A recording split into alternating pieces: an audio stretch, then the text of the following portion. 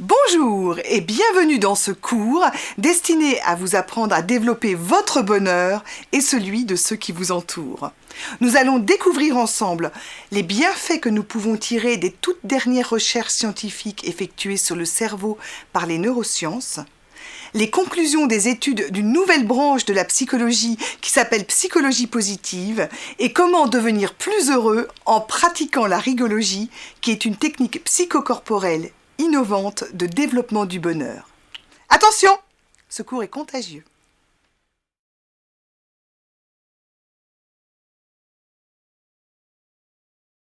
Sonia Lubomierski est la directrice du laboratoire de psychologie positive de l'Université de Californie.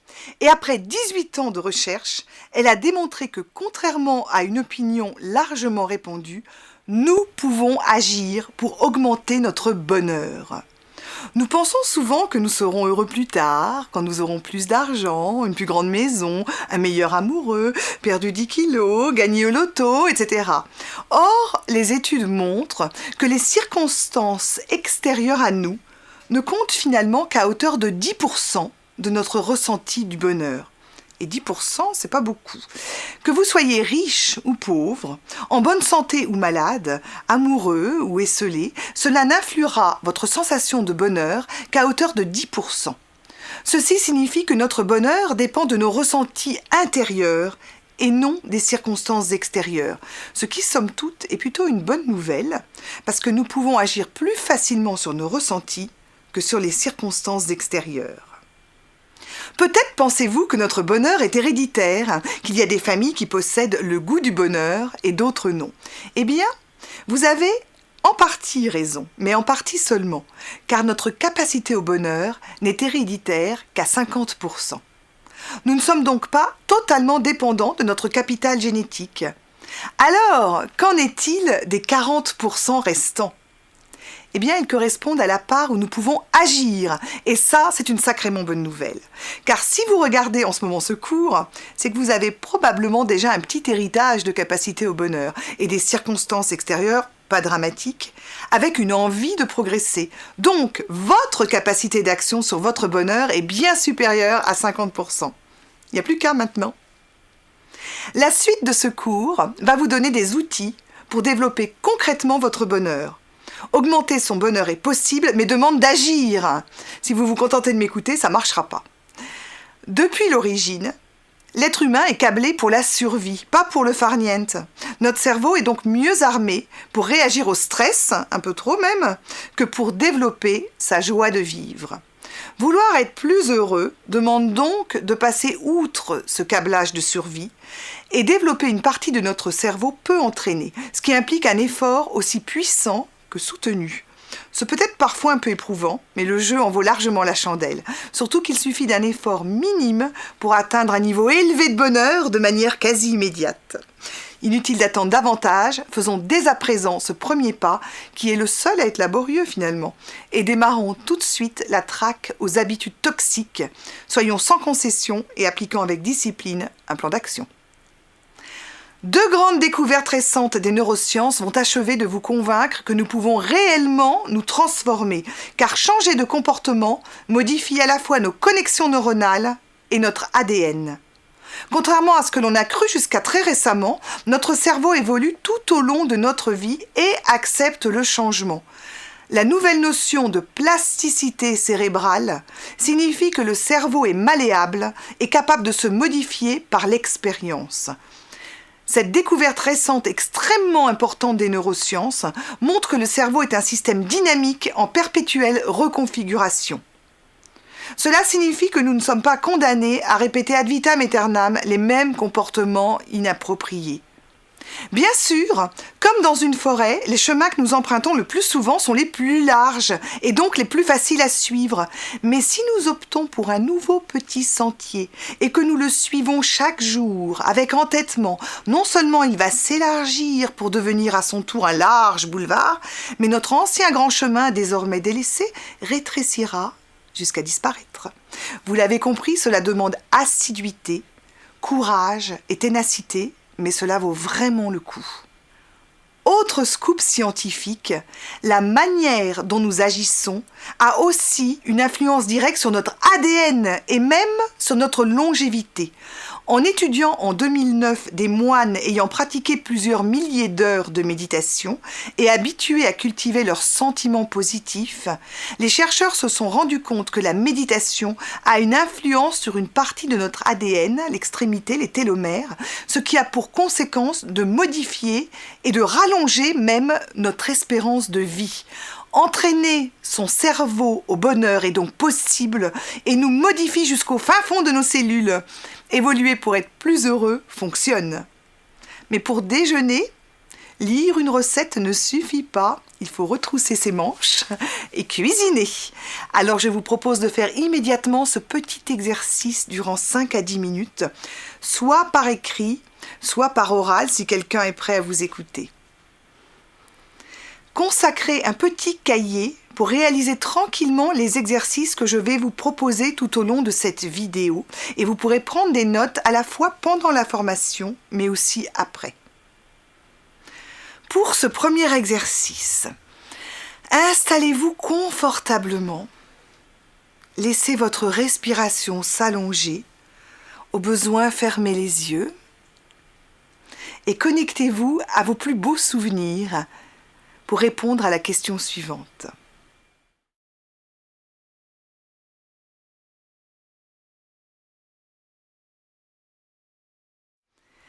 Qu'avez-vous réussi à changer positivement dans votre vie?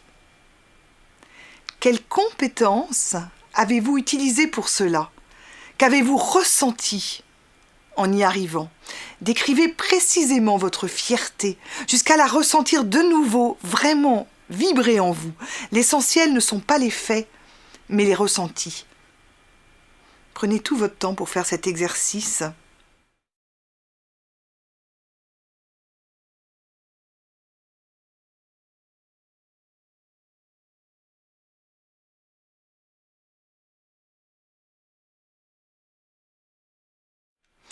Cet exercice prouve que toutes les compétences dont vous avez besoin pour évoluer sont en vous. Vous n'avez rien de nouveau à apprendre, juste à passer à l'acte. Si vous avez déjà pu changer une seule chose dans votre vie, alors vous pouvez de nouveau changer tout ce que vous voulez, car le seul chef d'orchestre, c'est vous.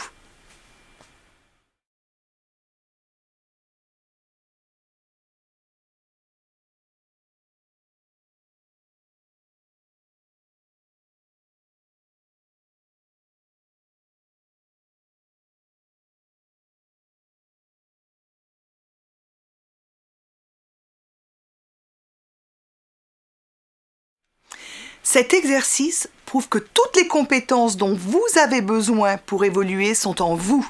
Vous n'avez rien de nouveau à apprendre, juste à passer à l'acte.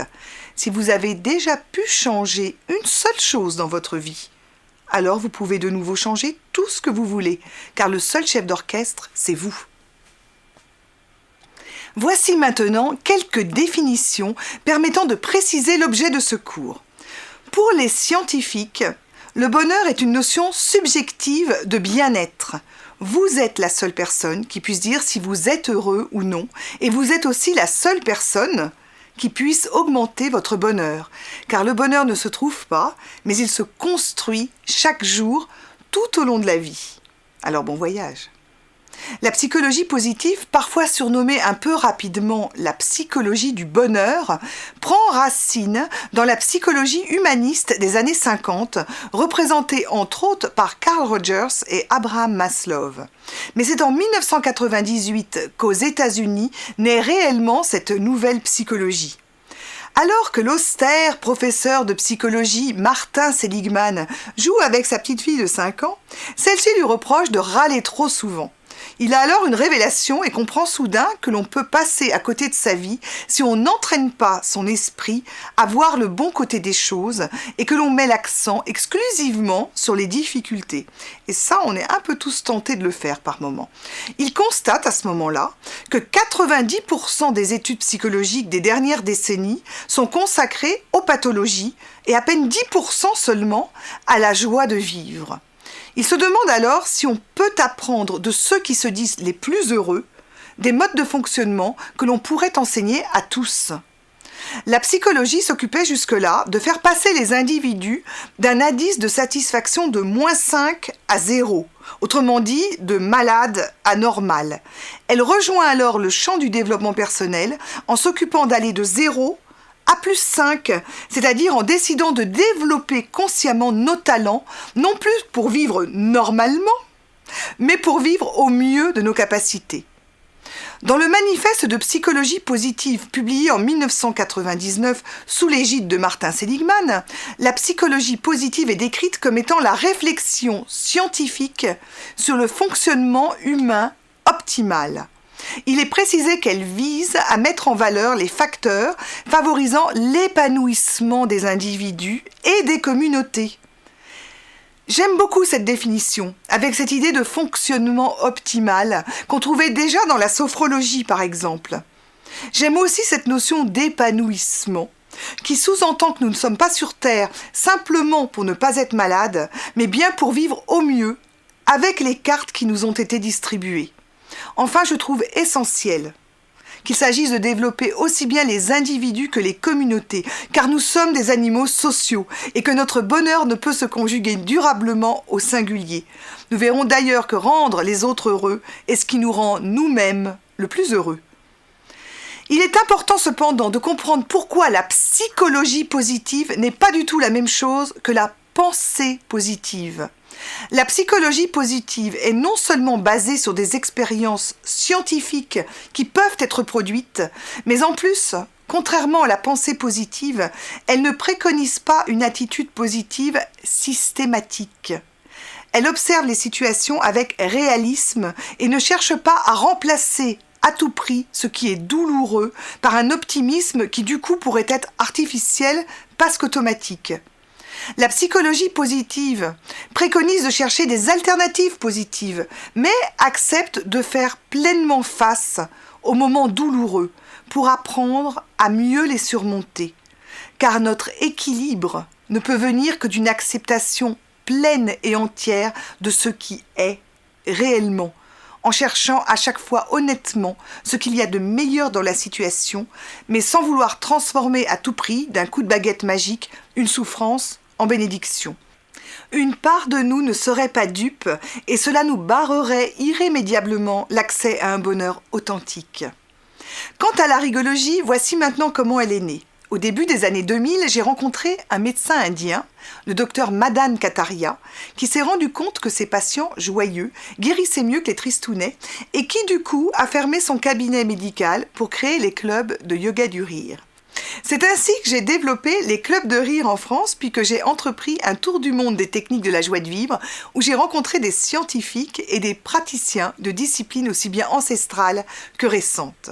Je me suis formée auprès d'eux, et de cette collecte est née la rigologie, une technique psychocorporelle innovante de développement du bonheur qui s'appuie sur nos forces plutôt que sur nos échecs.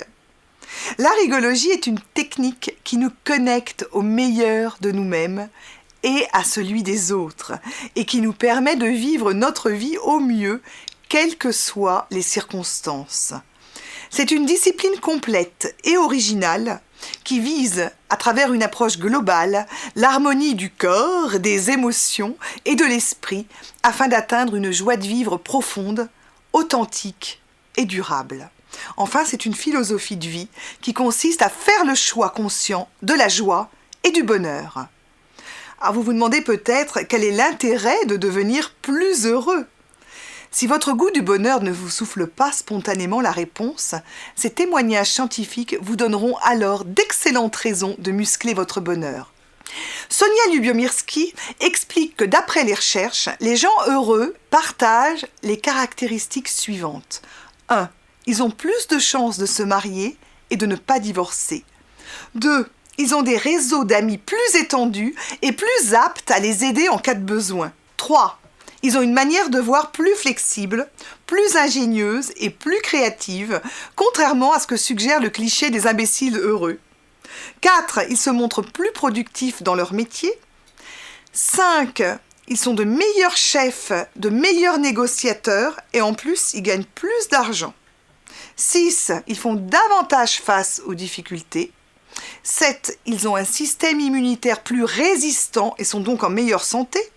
8. Ils jouissent d'une meilleure forme physique. 9. Ils se sentent mieux et régénèrent plus vite leur énergie. 10. Ils vivent plus longtemps. Et 11. Vous vous en doutez, naturellement, ils sont plus heureux. Elle précise de plus qu'ils sont contagieux et rendent plus heureux aussi leurs proches, leurs collègues, leur communauté, la société dans laquelle ils évoluent et même leur pays. Tout ceci me laisse penser que nous sommes nés pour tendre bonheur, ici et maintenant, immédiatement même. Voici quelques-unes des habitudes des gens qui se disent les plus heureux. N'hésitez pas à les adopter car elles vous rendront plus heureux à votre tour. Les gens heureux consacrent beaucoup de temps à leurs proches et à leurs amis et cultivent les liens où ils trouvent du plaisir. Ils savent exprimer leur gratitude, ils proposent facilement leur aide, ils sont optimistes, savourent les plaisirs simples et goûtent le moment présent, pratiquent régulièrement des activités physiques, ont des buts et mettent en œuvre des projets, font face avec courage et stabilité aux épreuves douloureuses de la vie qui ne les épargnent pas plus que vous et moi. D'autre part, les personnes heureuses pensent que le bonheur est à leur portée. Elles n'attendent pas une vie parfaite, elles ne sont pas prisonnières du passé et dans une attitude de victime, mais elles sont proactives et concentrées sur le présent et l'avenir. Le bonheur est donc à notre portée. Pour cela, il faut être convaincu que nous pouvons être plus heureux, et j'espère que ce module l'a fait. Prendre conscience des habitudes qui nous empêchent d'être heureux, et adopter doucement, mais avec ténacité, de nouvelles façons de penser, de sentir et d'agir.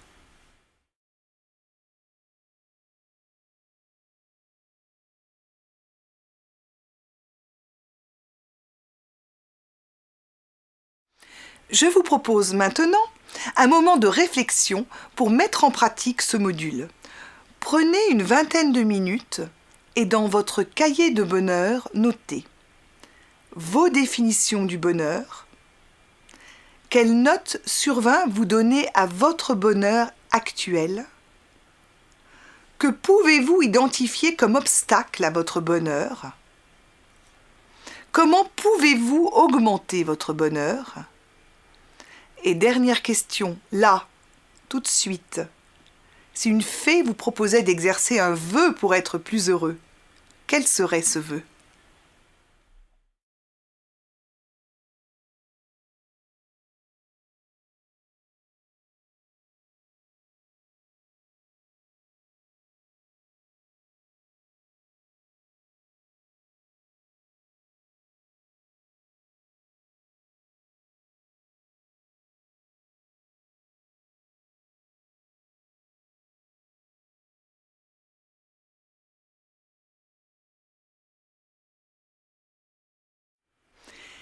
Ce module me permet de vous présenter quelques-uns des principaux thèmes retenus par la rigologie et la psychologie positive pour développer notre bonheur.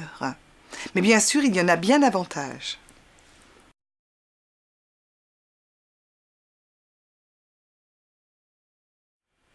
À la base de la rigologie se trouve le choix essentiel du rire et de la joie de vivre, un humour généreux et partagé, le rire, la joie de vivre et l'amour inconditionnel qui en découle contribuent à notre bonheur et à celui de notre entourage. Physiologiquement, nous sommes tous, sans exception, conçus pour rire, car le rire est un réflexe vital.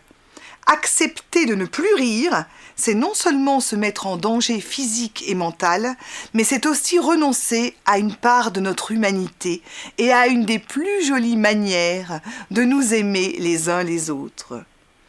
Le rire est un acte éminemment social. Nous rions 30 fois plus en groupe que tout seul, mais nous ne partageons pas tous le même humour, car si le rire est physiologique, l'humour, lui, est culturel. Apprenons à rire ensemble et non pas contre, et développons un humour qui rassemble et non une ironie cinglante qui peut blesser. Laissons couler en nous la joie de vivre, cet engagement profond de tous les instants qui est la conscience aiguë d'avoir la chance d'être en vie, quelles que soient les circonstances extérieures. Car cette joie de vivre permet de nous connecter à quelque chose de beaucoup plus grand que nous, à l'amour inconditionnel de la vie. En outre, faire le choix de la joie et d'un humour bienveillant dès le début de ce cours permet d'éviter de se prendre outrageusement au sérieux en développant notre bonheur. Je vous propose maintenant un exercice tout simple de rire sans raison.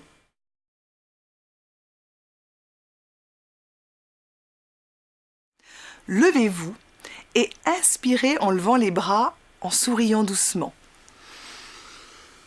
Retenez l'air en pensant à quelque chose qui vous rend très heureux et baissez les bras en riant sincèrement de tout votre cœur. Ça donne ça.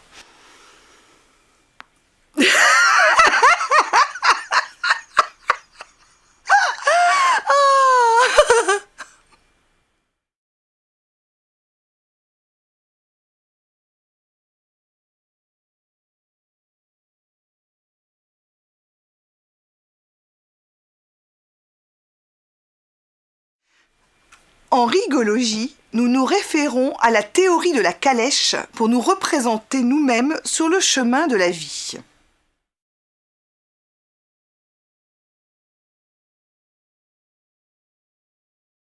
Le cocher figure notre mental, c'est-à-dire nos pensées, mais aussi nos croyances que nous prenons souvent à tort pour des vérités universelles. Pour développer notre bonheur, nous devons redonner à nos pensées leur juste valeur et trier nos croyances pour ne garder que celles qui nous font du bien. Le carrosse représente notre corps. Pour être heureux, nous devons l'écouter et en prendre soin. Les chevaux sont nos émotions. Ce sont elles qui nous font avancer et il importe d'apprendre à les gérer et ne surtout pas les refouler, car alors nous n'avancerions plus. Enfin, le passager est le véritable propriétaire. Dans notre société hyper stressée qui ne prend plus le temps de l'écouter, il se fait bien trop souvent voler la vedette par le cocher. Or, c'est lui qui nous conduit sur le chemin. Les techniques de méditation de la pleine conscience aident à lui permettre de s'exprimer pleinement. Je vous propose maintenant un exercice de développement du bonheur pour chacun des éléments de la calèche, car pour le rigologue, nous ne pouvons vivre en harmonie que si nous nous occupons de l'ensemble de notre attelage.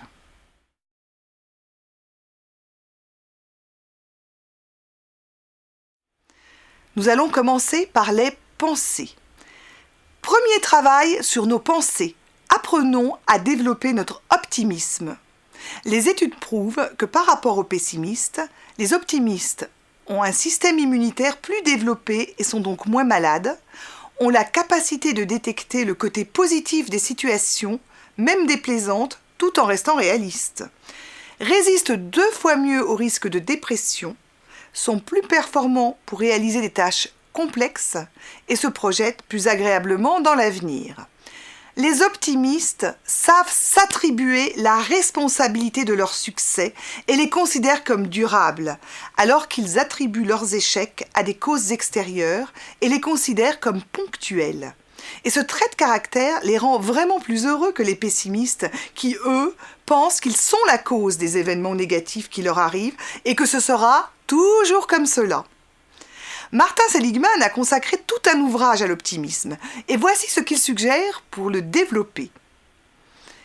Je vous propose donc ce petit exercice destiné à vous aider à développer votre optimisme.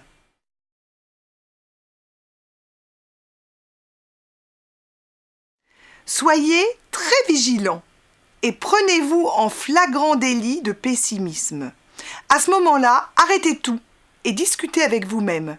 Ce n'est pas parce que vous croyez que la situation va mal évoluer que vous avez forcément raison. Vos croyances ne sont pas la vérité. Elles ne sont que vos croyances. Soyez des observateurs impartiaux de la réalité et choisissez chacun de vos mots avec rigueur. Lorsque vous dites que vous n'arrivez jamais à faire quelque chose, est-ce réellement jamais? Ne réussissez-vous pas de temps à autre? Le pessimiste a le don de généraliser et dramatiser les échecs. Seule la précision de la réalité a une chance d'en venir à bout.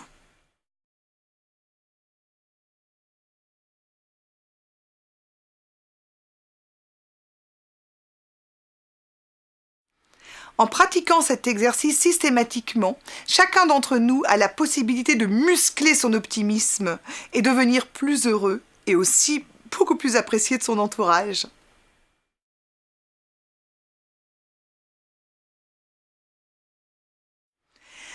Passons maintenant au corps. Nous sommes un tout. Les sages considèrent que le corps est le temple de notre âme. Pour être heureux, nous devons écouter les besoins de notre corps, effectuer régulièrement des visites médicales et faire de la prévention. Les études démontrent que les gens heureux pratiquent quotidiennement, ou au moins 3 fois par semaine, une activité physique. Cet exercice vous propose de trouver votre activité physique idéale.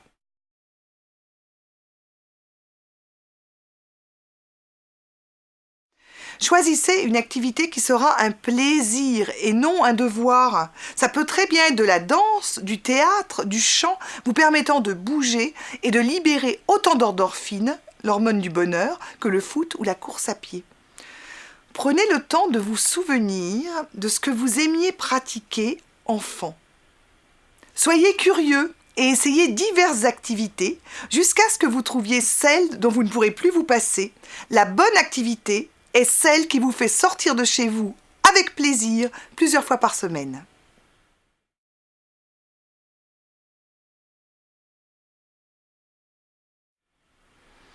Passons maintenant aux émotions ou plus précisément aux sentiments positifs.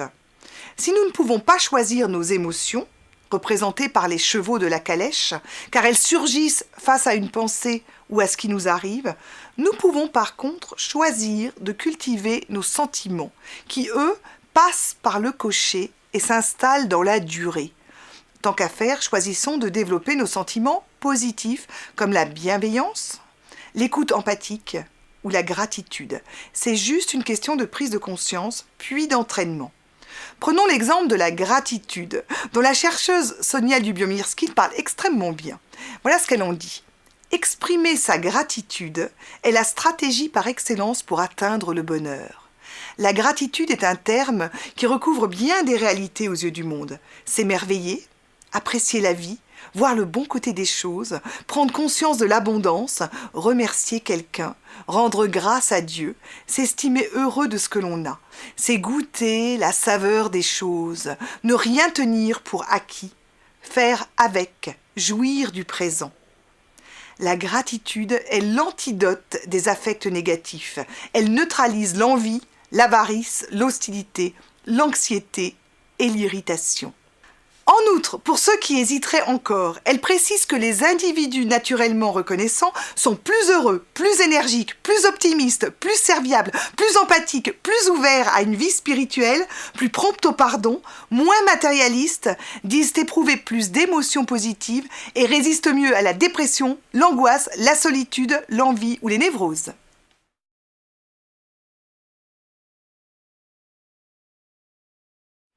Voici maintenant 2 célèbres exercices préconisés par les chercheurs de la psychologie positive. Premier exercice. Écrivez chaque soir 5 événements ou pensées qui vous ont fait éprouver de la gratitude dans la journée. Au début, vous allez les trouver difficilement et au bout d'une semaine ou 2, vous ne pourrez plus vous arrêter. Vous deviendrez un expert des bons moments de la vie.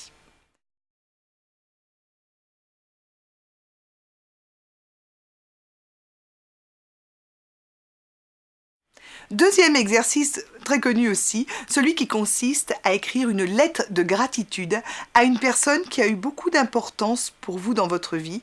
Et mieux encore, après avoir écrit la lettre, vous pouvez prendre rendez-vous et aller la lui lire.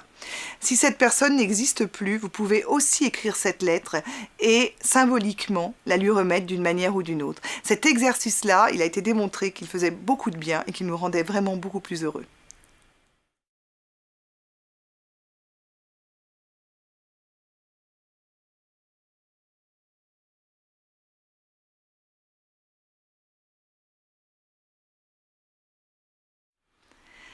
Passons maintenant à la dimension spirituelle de nos vies. La plupart des gens heureux disent avoir une vie spirituelle, ce qui ne signifie pas forcément avoir une vie religieuse, ça n'a rien à voir l'un avec l'autre.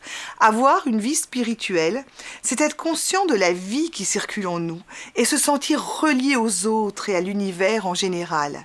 Les voies royales de la vie spirituelle sont la prière bien sûr, mais aussi la méditation. De tout ce que j'ai pu entreprendre pour être plus heureuse, la méditation est le plus magnifique des cadeaux que nous puissions nous faire. C'est un cadeau de temps pour souffler au sens propre et figuré, un cadeau de lieu pour nous offrir un espace symbolique où nous pouvons accueillir sans jugement ce qui est, un cadeau de conscience nous permettant de savourer pleinement chaque instant de la vie, un cadeau de paix nous permettant de nous connecter à ce qui est véritablement nous, quelles que soient les circonstances extérieures, et enfin un cadeau d'amour, amour de soi, préalable indispensable pour aimer les autres et la vie. La méditation ne consiste pas à arrêter de penser, ni même à s'arrêter tout court. Elle est une manière de nous faire vivre pleinement, l'ici et maintenant, dans toutes les dimensions de notre être, et peut donc se pratiquer aussi bien assis en silence qu'en marchant, en dansant, en riant, en pleurant, en vibrant et tout ce qu'on veut. Tous ces moyens de méditer sont différents, mais nous conduisent tous au même endroit, au véritable cœur de nous-mêmes et à ce qui nous relie les uns aux autres, l'amour inconditionnel de la vie. Car pour être heureux, il est indispensable d'inclure les autres dans notre bonheur. Alors peu importe quel type de méditation vous pratiquerez, l'essentiel est d'apprendre à méditer, car vous pouvez être certain que parmi toutes les techniques de méditation, il en existe au moins une qui vous correspond. Et je vous propose maintenant un exercice de débutant en méditation, un petit exercice qui dure 1 minute et vous allez voir que vous pouvez méditer.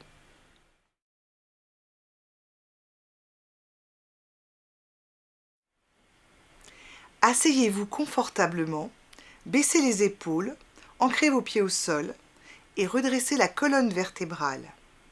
Vous pouvez fermer les yeux. Soufflez tout votre air doucement par la bouche, puis inspirez profondément par le nez en sentant l'air descendre jusqu'à votre abdomen. Puis suivez l'air qui ressort par vos narines. Suivez l'air qui entre doucement dans vos narines, puis imaginez-le descendre dans vos poumons qui se gonflent, et suivez-le ensuite sortant doucement par vos narines. À chaque fois que vous vous rendez compte que votre esprit suit vos pensées, ce qui est normal car c'est son boulot, acceptez ce fait, puis revenez doucement à votre respiration, instant après instant. L'air qui entre dans vos narines et l'air qui ressort de vos narines.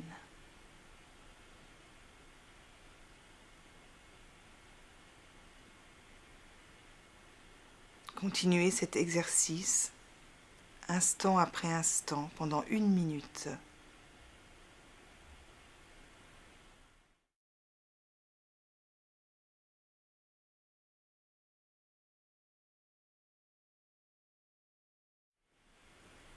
Au bout d'1 minute, rouvrez les yeux.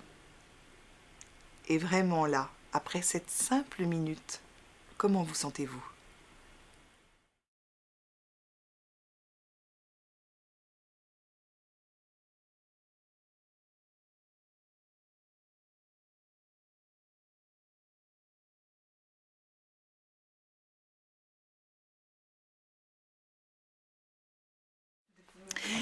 Avant de démarrer ce cours de bonheur, il est indispensable de vérifier que notre calèche est en état de fonctionnement optimal et que l'énergie qui circule en nous est fluide et nous permet de profiter pleinement des bénéfices des exercices de psychologie positive proposés dans le module suivant. Pour une fois, occupons-nous de nos émotions. Ce carrosse est tiré par 4 chevaux, représentant symboliquement 4 émotions dites primaires, la joie, la colère, la peur et la tristesse. Nous pourrions représenter des tas d'autres émotions. L'essentiel est de comprendre 3 choses. Premièrement, les chevaux tirent le carrosse. S'ils s'arrêtent, nous n'avançons plus, c'est-à-dire que nous ne vivons plus. Nous sommes seulement en survie. Si après un chagrin d'amour, vous décidez de ne plus jamais aimer, par exemple, alors vous allez renoncer à vivre, car la vie est mouvement, prise de risque, risque de chagrin, mais risque d'amour aussi. Deuxièmement, les chevaux sont représentés volontairement sur ces dessins sur la même ligne.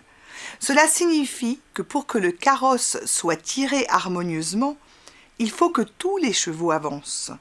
En clair, vous ne pouvez pas choisir « Ah, tiens, maintenant, je ne serai plus que joyeux et je ne me mettrai jamais en colère ». Ce serait sans doute délicieux, mais irréaliste. Imaginez 3 chevaux avançant et le 4e obstinément arrêté. Rappelons que nous ne pouvons pas choisir nos émotions, car elles se créent en réaction à ce que nous vivons, réellement ou imaginairement, et sont destinées à nous aider à vivre. Il n'est pas mieux d'être joyeux qu'en colère, par exemple. L'essentiel, c'est d'être juste. Si quelqu'un vous pique votre place de parking pendant que vous êtes en train de faire un créneau, la réaction normale est d'être en colère, car l'autre empiète sur vos limites de manière clairement agressive. Le regarder avec un grand sourire en lui disant « Faites donc, je vous en prie, je ne suis qu'amour » n'est pas une réaction adaptée. Toutes nos émotions sont d'égale importance pour nous aider à avancer sur le chemin de la vie, et ce qui va nous aider à être plus heureux est apprendre à les gérer. Troisièmement, nous remarquons donc que soit tous les chevaux avancent, soit tous les chevaux s'arrêtent, ce qui signifie que vouloir éviter les émotions douloureuses va nous empêcher de ressentir avec intensité les émotions agréables. L'anesthésie est totale, plus de chagrin, mais plus de bonheur non plus. Pour être heureux, nous avons besoin de nous sentir pleinement vivants et donc d'apprendre à vivre avec l'ensemble de nos émotions. Je vous propose de découvrir la technique de l'hygiène émotionnelle que j'ai imaginée pour apprendre à gérer ses émotions quotidiennement en 3 minutes. L'idéal est de la ritualiser pour la rendre aussi automatique qu'un brossage de dents, car elle permet d'éviter de sacrés caries à l'âme.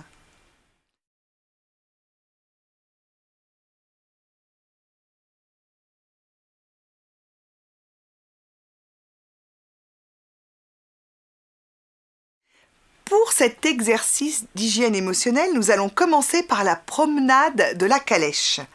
Mettez-vous dans un endroit calme et marchez pieds nus, en prenant le temps de souffler, de vous ancrer dans le sol et de laisser remonter tous vos ressentis. Posez-vous tranquillement cette série de questions. Comment est-ce que je me sens maintenant dans mon corps ? De quoi ai-je besoin pour me sentir mieux ? Puis posez-vous les mêmes questions pour vos pensées, vos émotions et vos aspirations spirituelles. Comment est-ce que je me sens maintenant dans mes pensées ? De quoi j'ai besoin pour me sentir mieux ? Nous allons nous occuper dans cet exercice uniquement de vos émotions. La vie active et stressante que nous menons ne nous permet pas la plupart du temps de les exprimer lorsqu'elles surgissent, alors nous les emmagasinons en nous. Or, une émotion est faite pour nous renseigner sur notre ressenti ici et maintenant, afin que nous adoptions immédiatement la réaction appropriée. Elle est faite pour être exprimée et non stockée, car une émotion non exprimée se périme très rapidement et devient alors toxique.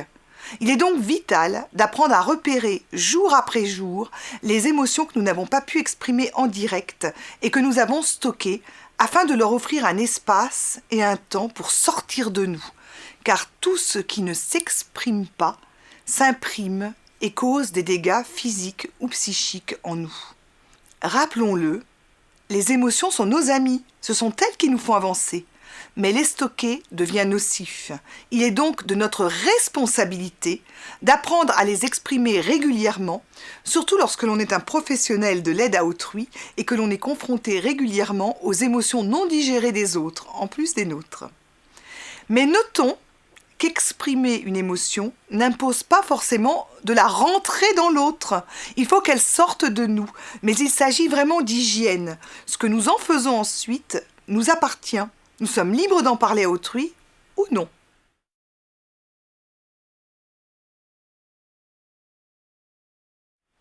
Voici donc 3 minutes d'expression émotionnelle libre et salvatrice. Une fois que vous avez déterminé ce que vous avez sur le cœur, comment je me sens émotionnellement en ce moment, de quoi ai-je besoin, et vous allez trouver peut-être de la colère, de la frustration, de la rancœur, ou une excitation joyeuse, ou un amour de la vie, vous allez à ce moment-là choisir une musique sans parole de 3 minutes.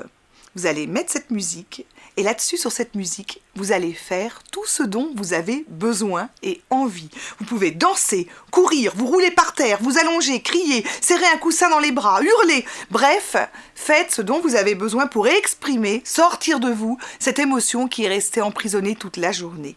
Ça ne dure que 3 minutes, le même temps qu'un brossage de dents. Et vous pouvez terminer en vous allongeant et en vous autorisant à souffler un bon coup. Vous allez voir, ça change la vie.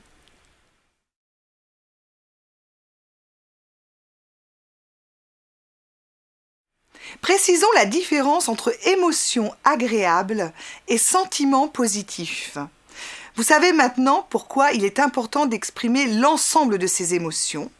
Vous savez aussi que nous ne choisissons pas nos émotions, mais qu'elles s'imposent à nous, et encore qu'il n'est pas mieux d'être joyeux que triste, par exemple.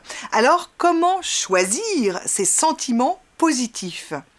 En rigologie, nous ne parlons jamais d'émotions positives ou négatives, puisqu'elles sont toutes d'égale importance.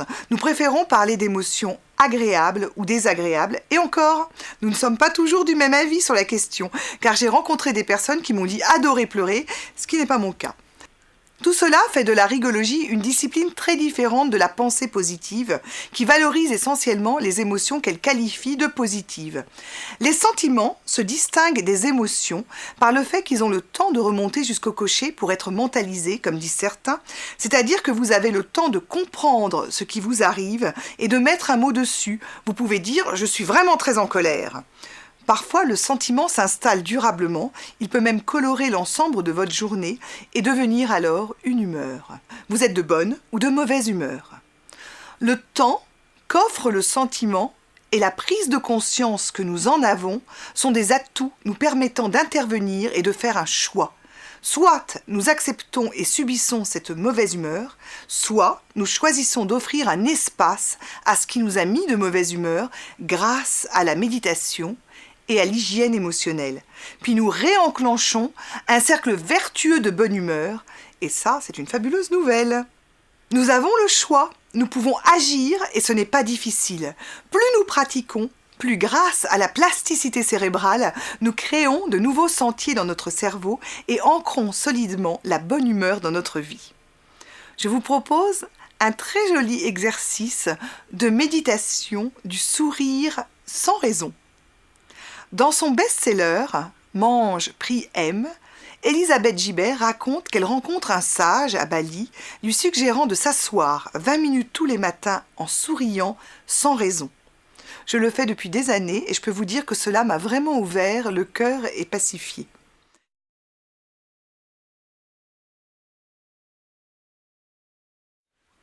Commencez par vous asseoir 3 minutes.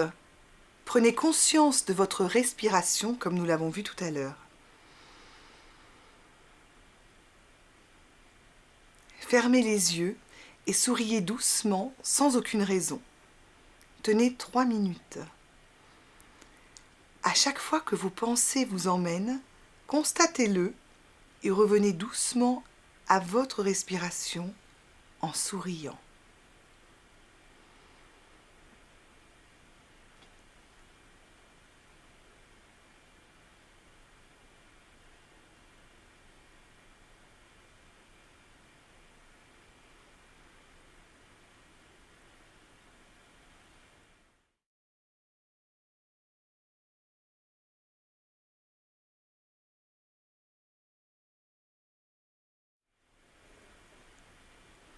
Comment vous sentez-vous après l'exercice ?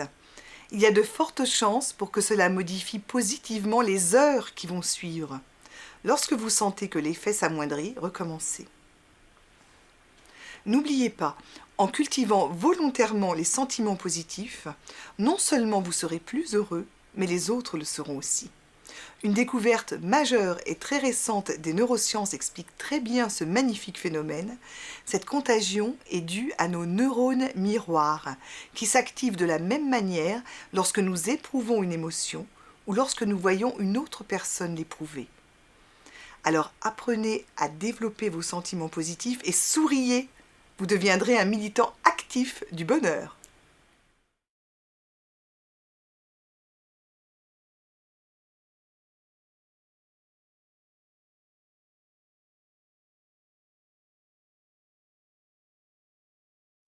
La première pierre à poser pour construire son bonheur est celle du biais positif. Encore une fois, il ne s'agit pas de pensée positive systématique, mais d'une action plus subtile, consistant à partir à la chasse de tout ce qui est bon dans une situation ou dans une personne. Et cela n'est ni évident ni facile.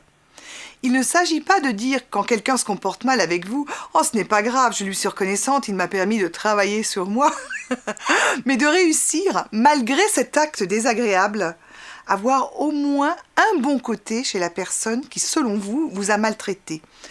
Je ne parle évidemment pas d'actes de violence qui nécessitent de se mettre immédiatement à l'abri, mais juste de petits conflits de la vie quotidienne bien plus nombreux. Je vous propose de faire un exercice de la chasse aux qualités.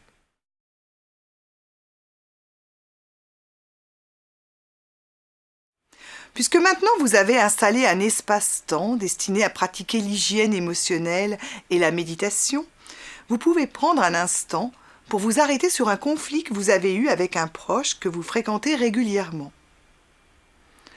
Premièrement, pour commencer, prenez le temps de revivre la situation en essayant de vous mettre le plus possible à la place de l'autre, pour essayer de comprendre pourquoi il ou elle, mais je ne vais pas tout le temps vous dire il ou elle, donc je vais dire que il, pourquoi il a agi comme cela.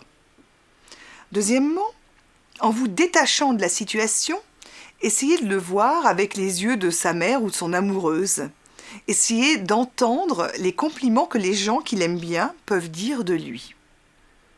Troisièmement, imaginez-le en train de raconter l'incident à son meilleur ami, par exemple, et écoutez comment celui-ci prend son parti et lui donne raison.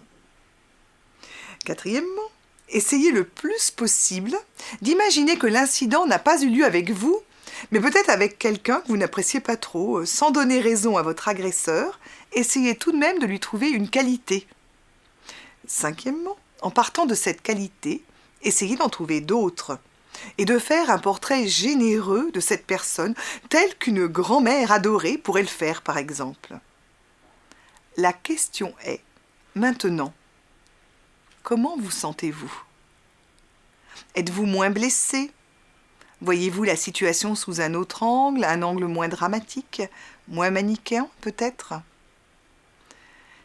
Sixièmement, pour conclure, lors de votre prochaine méditation, essayez de souhaiter du bien à cette personne, sincèrement, comme ses amis le feraient, et voyez ensuite ce qui se passe la prochaine fois que vous la rencontrerez. Soyons clairs, ce n'est pas magique, mais en pratiquant cet exercice régulièrement, vis-à-vis d'une personne avec laquelle nous avons des conflits chroniques, notre hostilité diminue réellement, donc notre attitude change et les neurones miroirs font le reste. La personne capte de moins en moins d'agressivité venant de nous et nous en renvoie moins, et au bout d'un moment, la situation se calme. Alors, tout devient possible, y compris une amitié sincère, pourquoi pas.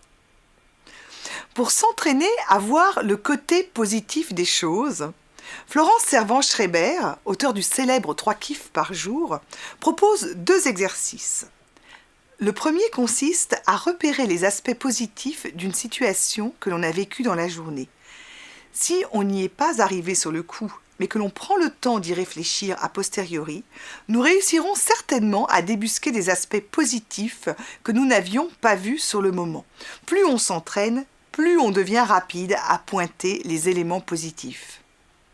Le deuxième exercice me fait beaucoup rire et j'aurais adoré le connaître quand j'avais 15 ans.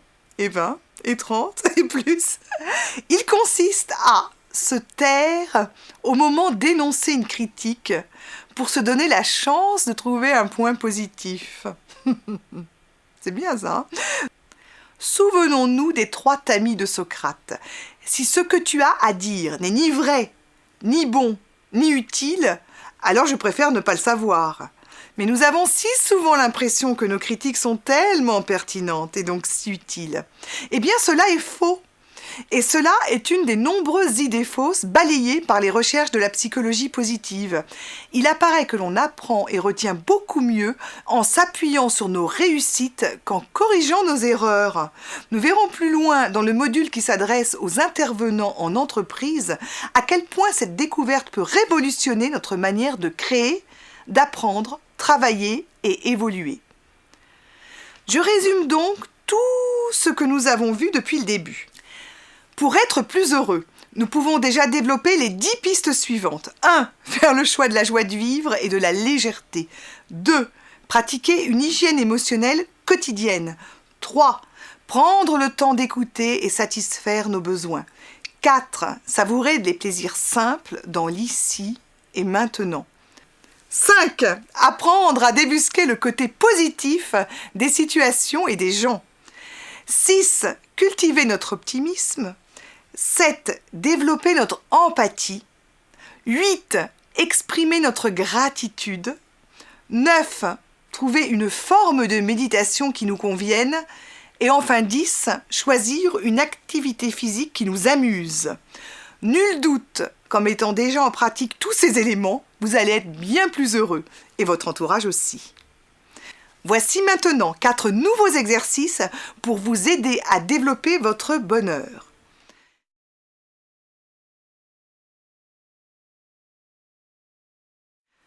Premier exercice, la méditation du sourire intérieur. C'est une pratique quotidienne des rigologues. Cette méditation nous connecte instantanément au meilleur de nous-mêmes. Elle consiste tout simplement à se détendre, à penser à quelque chose ou à quelqu'un qui nous rend très heureux, au sourire d'une personne aimée, à un animal, à un coucher de soleil. Il s'agit surtout de ressentir ce bonheur et non de se contenter d'y penser. Lorsque nous ressentons ce bonheur, nous l'amplifions avec un doux sourire sur le visage et nous nous laissons envahir par un sentiment de détente et de paix. Vous pouvez inspirer ce bonheur comme un parfum qui sent très bon. Ça, c'est sans limite. Vous pouvez le faire 200 fois par jour si vous avez envie. En une respiration, ça change votre énergie.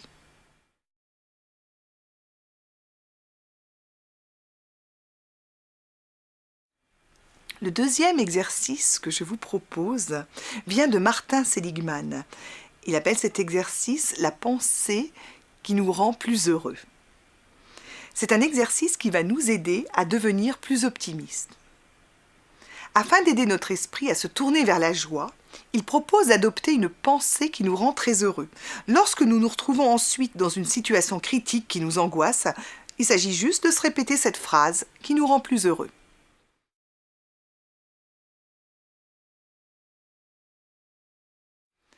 Maintenant, voici l'exercice que j'ai appelé l'anti-rumination négative.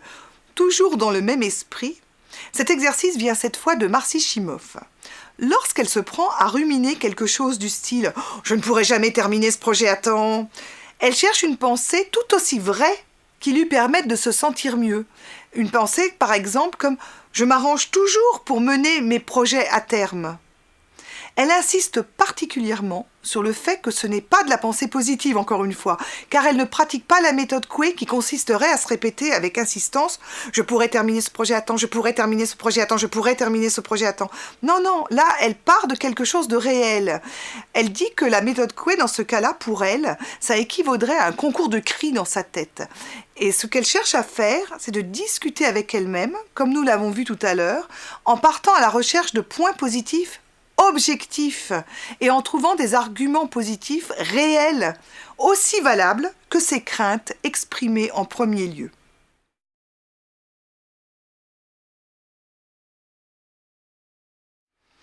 Et pour terminer, c'est un exercice que j'ai mis au point moi, celui-là, c'est la rumination positive. Il y a quelques années, Ayant constaté à quel point les ruminations négatives du type « il m'a dit ça, je lui ai répondu ça » pouvaient me polluer, je me suis dit que puisqu'elles avaient autant de force, en les inversant pour passer du temps à me remémorer les meilleurs moments de ma vie ou encore les moments dont je rêvais, je devrais me faire beaucoup de bien. Depuis, les neurosciences ont démontré qu'en effet, tout ceci fonctionne parfaitement, toujours grâce aux neurones miroirs. Donc, quand je suis dans le train, au feu rouge ou à la caisse d'un magasin, j'en profite pour me remémorer un moment idyllique. J'y ajoute un sourire sur mon visage et je décolle illico au 7e ciel. Je vous promets que depuis que j'ai mis au point ces ruminations positives, je n'ai plus accepté de passer une seule minute à ruminer négativement. Dès que ça m'arrive, j'interromps immédiatement le cercle vicieux et je me dis « Chouette, je vais pouvoir plonger au paradis. La vie est vraiment trop courte pour la vivre triste. »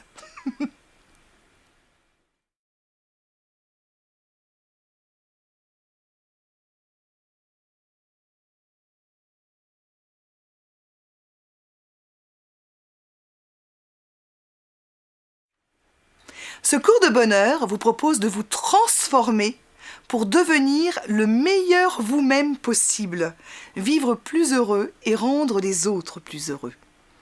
Bien qu'il s'agisse d'un changement positif, le cerveau humain semble programmé pour avoir peur des changements, même bénéfiques. L'inconnu génère toujours de l'anxiété. Et si je n'y arrivais pas ?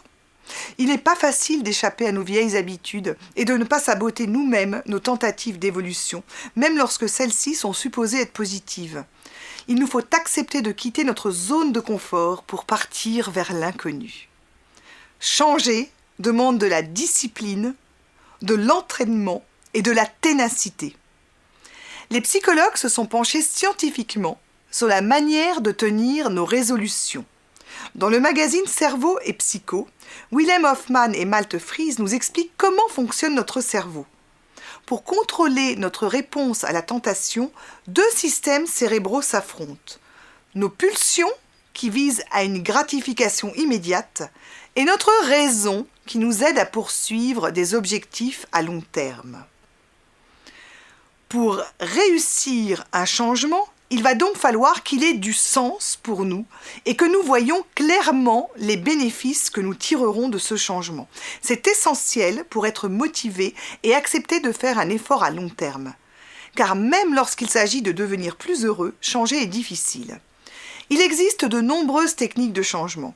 La meilleure est celle qui marche pour vous.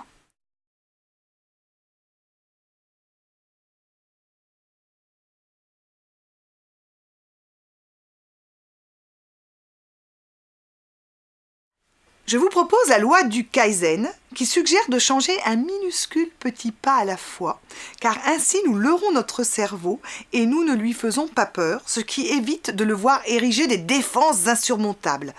Très efficace pour certains changements, on sait que c'est quasiment voué à l'échec pour arrêter de fumer par exemple, car moi je ne connais personne qui ait réussi à supprimer une cigarette par jour jusqu'à l'arrêt définitif.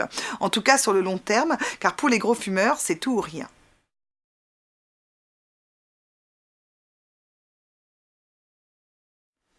La deuxième technique consiste à mettre en place des nouvelles habitudes avant de supprimer les mauvaises. C'est une technique très subtile qui se base sur un des principes fondamentaux de la psychologie positive. Au lieu de s'arrêter de faire ce que nous voulons changer, nous commençons à faire ce que nous voulons mettre en place, sans s'occuper de ce que nous voulons supprimer. Par exemple, si nous désirons arrêter les céréales raffinées et manger plus de céréales complètes et de légumes, eh bien nous commençons à les introduire dans notre alimentation sans faire d'efforts particuliers pour supprimer les céréales raffinées. Petit à petit, les bonnes habitudes vont prendre toute la place des mauvaises anciennes habitudes qui vont disparaître sans que l'on ne se soit occupé directement d'elles. C'est génial, non ?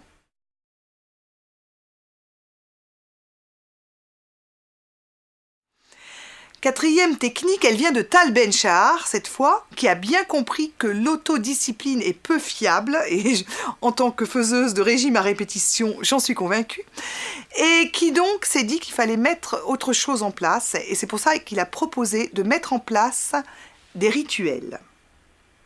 Ces rituels sont destinés à remplacer nos anciennes habitudes. Se laver les dents n'est pas un acte d'autodiscipline, mais un rituel que l'on accomplit 2 ou 3 fois par jour sans réfléchir à un moment précis. Lorsque nous voulons créer une nouvelle habitude, comme par exemple remplacer toutes nos ruminations négatives par des ruminations positives, alors il faut le faire systématiquement à chaque fois jusqu'à ce que cela devienne un réflexe et que l'on n'ait plus besoin de réfléchir. À ce moment-là, c'est gagné. On a remplacé une mauvaise habitude par une bonne. Un nouveau boulevard s'est créé dans notre cerveau et un sentier est redevenu impraticable.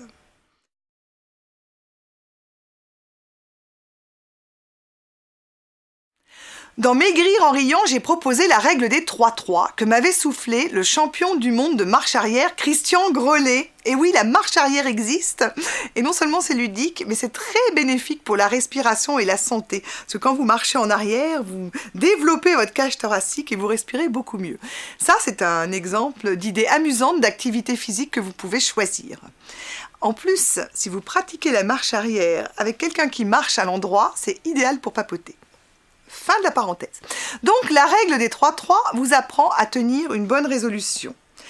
Il est statistiquement démontré que lorsque l'on désire effectuer un changement comme arrêter de ruminer, par exemple, si on ne le fait pas dans la semaine qui suit la décision, alors on ne le fera pas du tout, ou alors dans des années, quoi. Il faudra attendre la prochaine vague pour oser se lancer.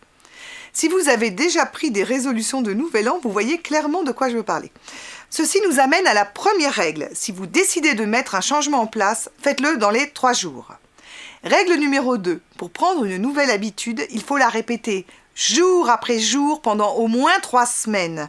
C'est seulement au bout de ce laps de temps qu'elle va devenir automatique, car elle aura eu le temps de créer de nouveaux sillons dans notre cerveau.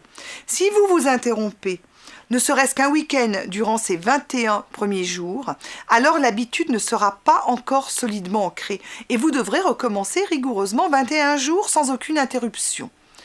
Et dans quelques semaines, si vous oubliez juste un jour, ça ne sera plus grave à ce moment-là parce que le boulevard sera tracé. Enfin, il existe une autre règle assez curieuse du changement. C'est le temps qu'il faut à votre entourage et aussi à vous-même pour en prendre conscience. Il faut 3 mois pour qu'une nouvelle habitude vous change en profondeur. Alors patience. La 3e règle est donc la suivante. Comptez 3 mois pour véritablement profiter de ce nouveau changement et envisager éventuellement d'en mettre en place un nouveau.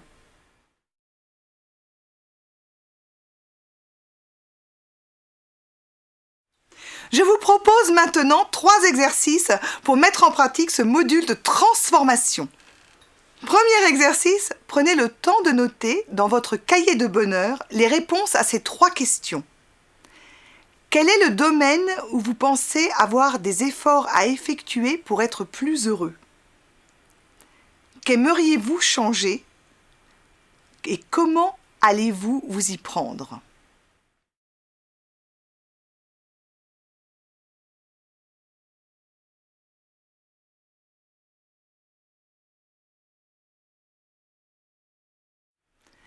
Deuxième exercice. Notez maintenant précisément un changement que vous aimeriez mettre en place. Quel bénéfice tirerez-vous de ce changement? Est-ce le bon moment pour vous? Quel rituel pouvez-vous imaginer pour mettre en place cette nouvelle habitude?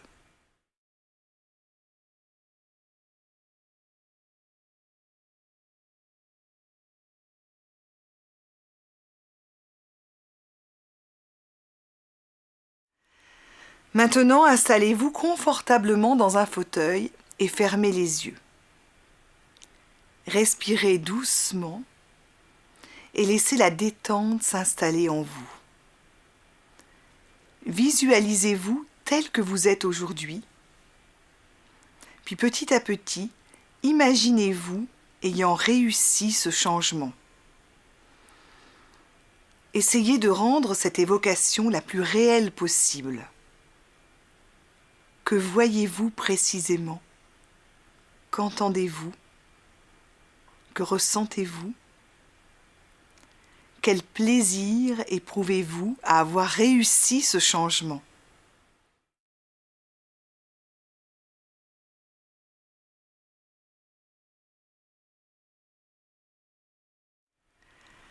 Installez un sourire sur votre visage et prenez le temps de savourer le bien-être que vous éprouvez.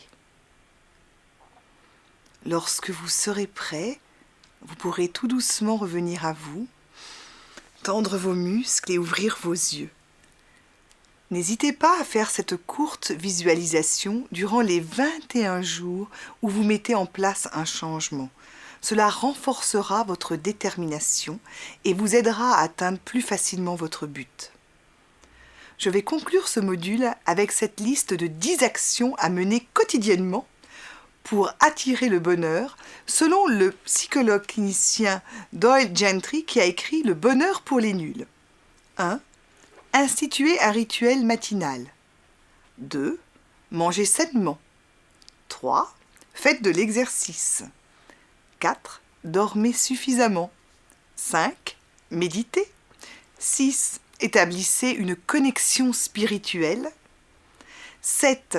Soyez reconnaissant. 8. Éprouvez de la compassion. 9. Sachez tendre la main.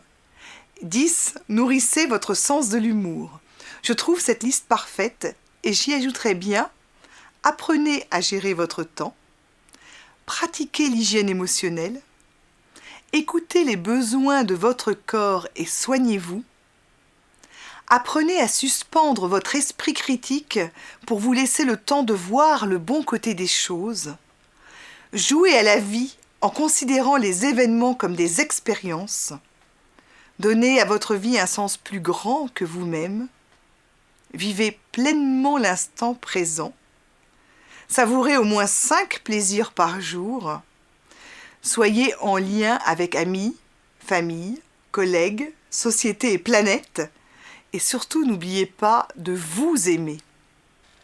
Et si pour commencer, vous choisissiez un élément dans cette liste à vivre pleinement pendant les 21 prochains jours? Alors maintenant, à vous de jouer! Je vous souhaite beaucoup de bonheur.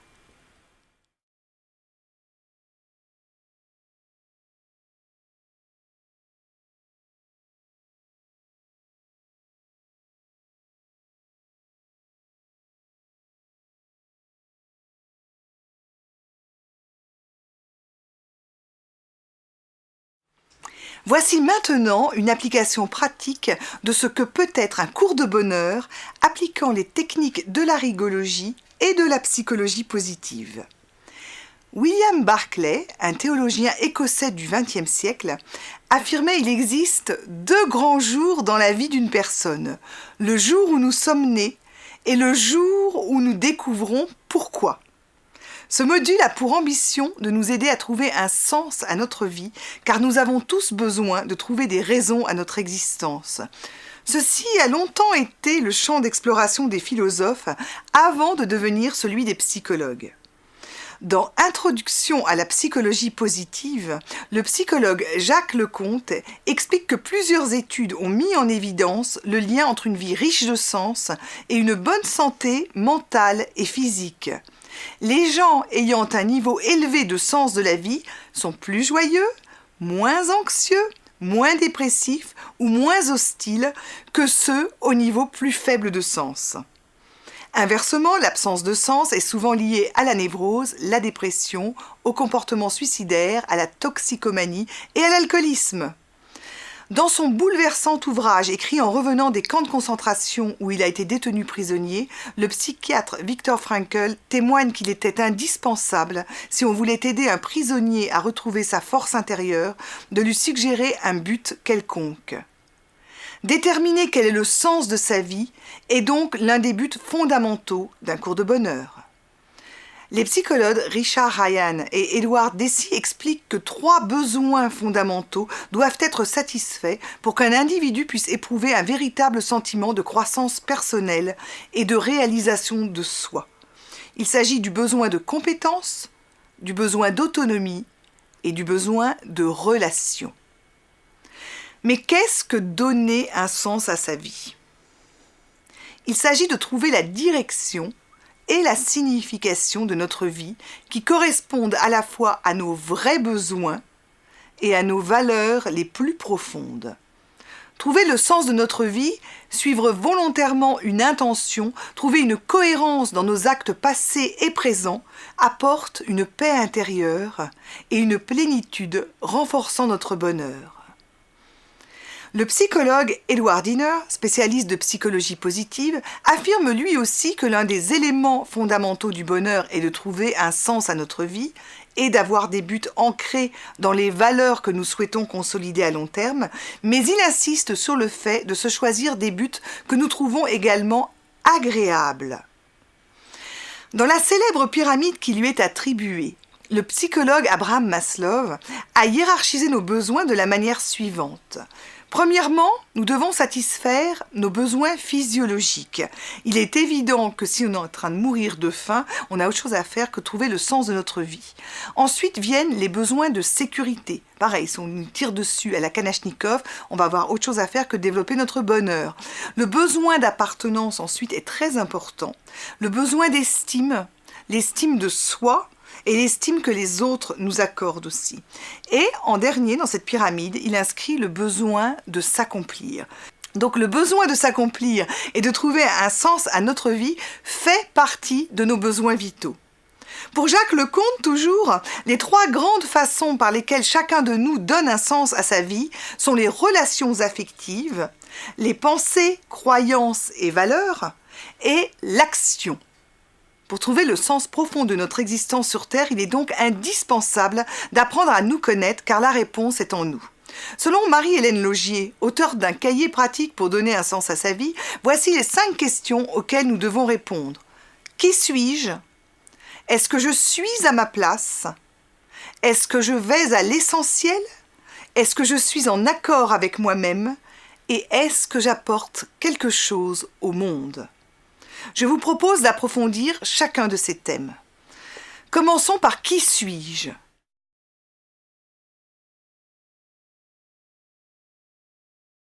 Pour mieux nous cerner, nous pourrions être tentés de lister nos qualités et nos défauts. Mais parce que nous utilisons les outils de la rigologie et de la psychologie positive, nous allons nous orienter exclusivement sur nos qualités. Pas pour idéaliser la situation ou pratiquer une irréaliste pensée positive, mais tout simplement parce que les études montrent que nous sommes bien plus compétents lorsque nous nous appliquons à développer nos qualités que lorsque nous mettons notre énergie à diminuer nos défauts. Nous pensons souvent que c'est en réglant un défaut que nous allons développer une qualité. Or, ce n'est pas le cas. Cela ne signifie pas qu'il faille renoncer définitivement à s'améliorer, mais la question à se poser est: à quel point ce défaut précis m'empêche-t-il de vivre la vie dont je rêve ? Si la gêne qu'il occasionne est minime, alors autant mettre toute notre énergie à développer une de nos qualités et à découvrir nos points forts pour nous appuyer dessus. Apprenons à être bienveillants envers nous-mêmes et à regarder le parcours déjà accompli plutôt que celui qui nous reste pour atteindre un idéal peut-être hors de notre portée et surtout pas indispensable à notre bonheur. Cessons de vouloir être parfaits et cherchons plutôt à être heureux. Voici une série d'exercices proposés par le coach Xavier Cornette de Saint-Cyr dans son petit cahier d'exercices pour découvrir ses talents cachés.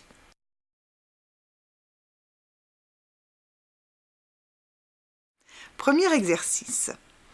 Pour mieux vous connaître, je vous propose de remplir de manière concise un tableau chronologique de tous les événements positifs importants dont vous avez été acteur dans votre vie. Il est naturellement interdit de noter tout échec ou événement négatif, mais seulement ce qui vous a rendu fier et heureux.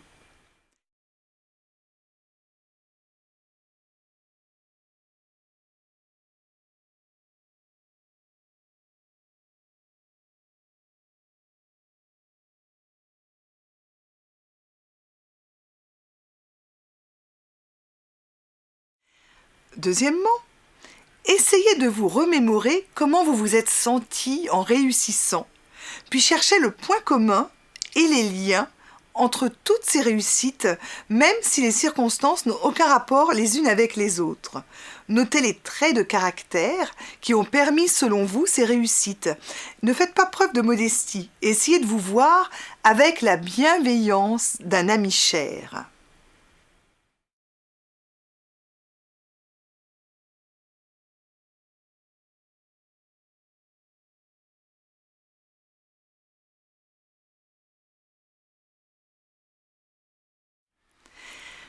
Deuxième question à se poser maintenant, c'est est-ce que je suis à ma place ? La question de savoir si nous sommes à notre place concerne à la fois notre travail, mais aussi notre famille, nos engagements dans la société, notre ville et notre pays. Face à la vulnérabilité actuelle de notre emploi et de notre vie de couple, il est essentiel de penser à développer aussi nos passions et nos loisirs. Il n'y a pas que le travail dans la vie. Parlez-en aux chômeurs et aux retraités. L'exercice que je vous propose s'adresse au choix de notre métier. Mais vous pouvez ensuite le décliner sur le thème de la famille ou de votre engagement dans la société. Nous avons tous rêvé d'être pompiers ou hôtesses de l'air, et nous ne le sommes pas forcément aujourd'hui, ce qui ne nous empêche pas d'être heureux. Ou alors nous le sommes devenus, mais nous le regrettons peut-être. Il peut être amusant et surtout significatif de revenir sur nos rêves d'enfant, car même si le métier désigné n'est pas celui que nous voudrions exercer aujourd'hui, car nous en connaissions fort peu lorsque nous étions enfants, il contient peut-être en germe des valeurs essentielles pour nous. Je vous propose donc un nouvel exercice.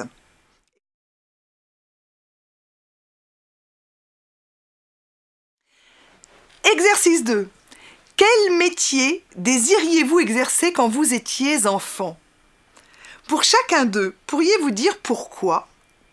Y a-t-il des points communs entre eux ? Et que disait votre entourage quand vous parliez d'exercer ces métiers ? Si cela était possible, voudriez-vous aujourd'hui en exercer un ? Qu'est-ce qui vous en empêcherait ? Qu'y a-t-il de commun entre le métier rêvé dans votre enfance et celui que vous exercez maintenant ?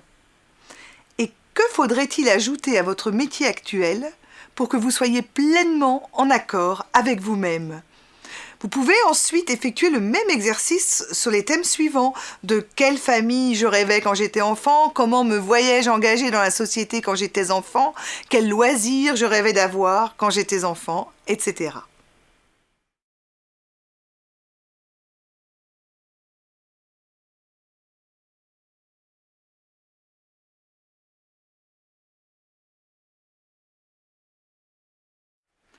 Poursuivons les questions sur le sens de notre vie. Troisièmement, est-ce que je vais à l'essentiel ? Nous grandissons en pensant que l'essentiel est de bien travailler en classe, de réussir ses diplômes, de trouver un travail, puis de construire une famille en étant autonome. C'est sûr que ça ne peut pas faire de mal, à condition qu'on ne perde pas son âme en route et que la réussite sociale ne se crée pas au détriment de nos rêves les plus secrets. Lorsque le professeur Tal Ben-Shahar entre en cours à Harvard, il demande à ses étudiants « Que désirez-vous le plus au monde ?» Et ceux-ci répondent « Avoir mon diplôme, être embauché dans une entreprise internationale, épouser une belle blonde, avoir une voiture de sport et envoyer mes enfants dans une école privée. » On est à Harvard. « Et pourquoi désirez-vous tout cela ?» demande-t-il alors. Eh bien, pour être heureux, évidemment, disent-ils. Ce qui lui permet de répondre « Ok, alors je vous propose de suivre directement un cours de bonheur et d'apprendre comment être heureux. Comme ça, vous pourrez peut-être économiser la voiture de sport. » Pour essayer de déterminer ce qui est réellement essentiel pour vous, je vous propose de faire l'exercice suivant. Exercice numéro 3. Cet exercice se fait sur plusieurs jours. Prenez des notes et au besoin enregistrez-vous pour le faire en une vingtaine de minutes.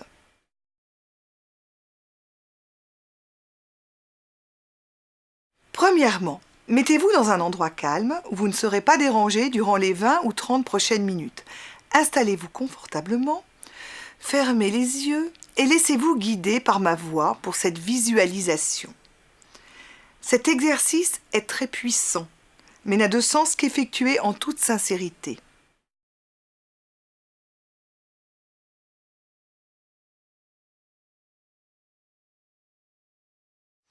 Maintenant, imaginez qu'il ne vous reste qu'une seule semaine à vivre. Visualisez tout ce que vous ressentez, le sentiment d'urgence. Prenez le temps de laisser s'installer cette information en vous. Une fois que vous êtes vraiment dans cette visualisation, répondez le plus honnêtement possible aux questions suivantes. Qu'est-ce qui est le plus important pour vous à faire dans les 7 jours qu'il vous reste à vivre ? À qui désirez-vous parler ? Qui désirez-vous voir ? Que voulez-vous faire ? Qu'est-ce qui compte le plus? Qu'avez-vous à pardonner aux autres et à vous-même? Quel est votre plus grand regret? Quelle trace désirez-vous laisser de votre passage sur Terre?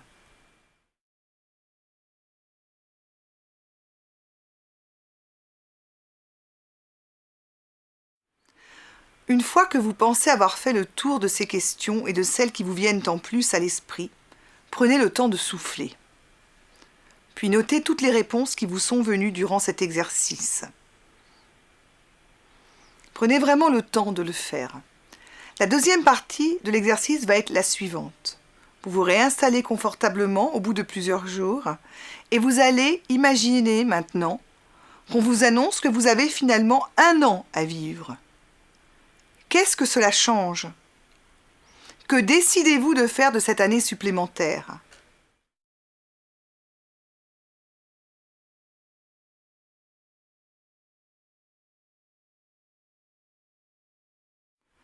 Ne croyez surtout pas que cet exercice est anodin ou artificiel. Il est incroyablement puissant et vous conduit à coup sûr à ce qui est essentiel pour vous. Lorsque vous pensez avoir fait le tour de cet exercice par écrit dans votre cahier, prenez de nouveau le temps de souffler. Gardez présentes vos réflexions et demandez-vous comment les intégrer dans votre vie. À partir de maintenant, tout ce que vous vivez est durable et vous êtes un adulte maître de votre vie. Tout est possible. À vous de jouer.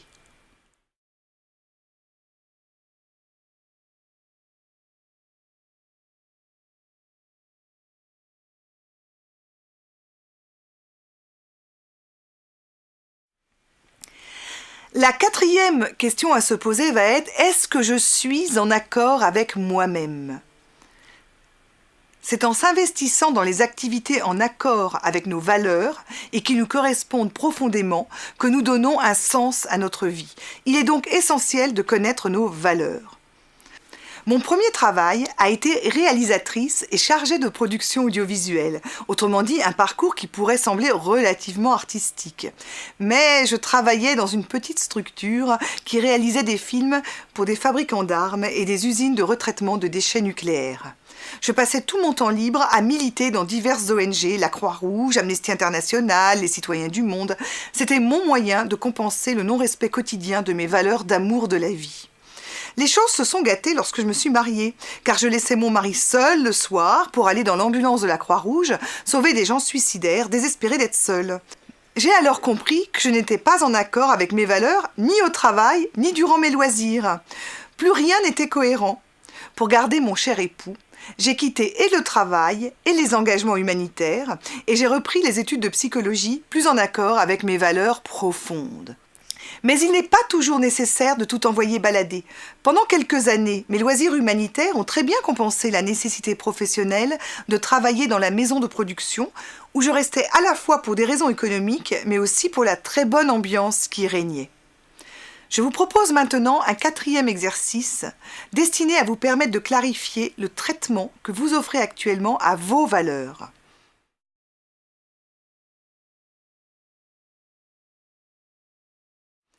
Listez les valeurs qui ont le plus d'importance pour vous et celles qui sont secondaires. Faites le point objectivement. Actuellement, dans votre vie, quels sont les essentiels qui sont malmenés? Que pouvez-vous faire pour arranger la situation? Parfois, il suffit de très peu de choses. La vie n'étant pas idéale, apprenez aussi à faire des compromis. Si vos valeurs essentielles sont respectées, peut-être pouvez-vous accepter qu'une valeur secondaire ne le soit pas complètement.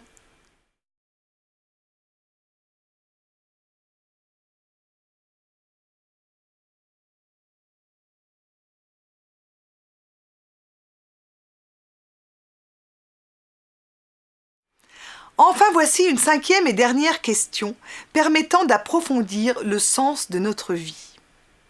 Est-ce que j'apporte quelque chose au monde? Pour être heureux, nous ne pouvons pas vivre pliés sur nous, car nous sommes des animaux sociaux. Les études montrent que plus nous avons la sensation d'être utiles au monde qui nous entoure, plus nous sommes heureux.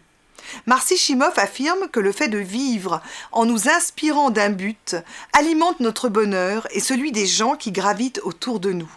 Elle propose donc d'apporter notre contribution à quelque chose de plus grand que nous. J'aime beaucoup cette formulation. Il est bien connu que plus on s'occupe des autres, plus on est heureux. Et cette idée de se décentrer de notre nombril pour s'occuper d'une manière ou d'une autre d'un groupe me paraît fort en rapport avec le développement du bonheur et le sens de la vie. La recherche a maintes fois prouvé que le don de soi et l'altruisme rendent heureux, à condition évidemment de ne pas s'oublier ou de se donner trop. Albert Schweitzer, le célèbre médecin et humaniste, affirmait « J'ignore quel sera votre destin, mais je sais une chose, les seuls d'entre nous qui seront vraiment heureux sont ceux qui auront cherché et trouvé le moyen d'être utiles aux autres. » Voici donc un dernier exercice.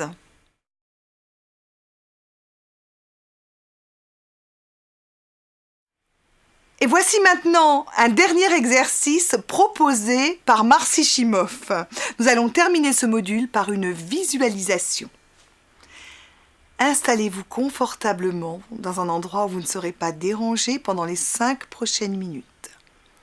Respirez doucement.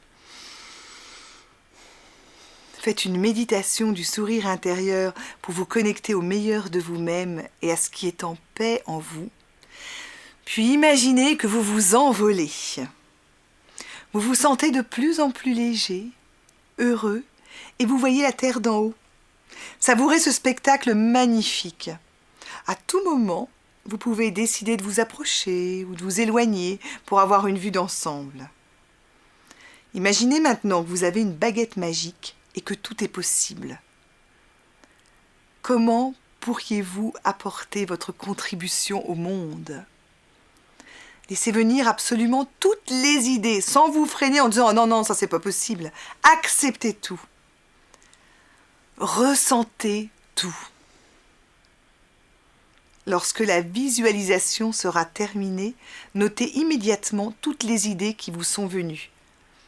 Puis laissez cette liste pas trop loin de vous et observez ce qui se passe.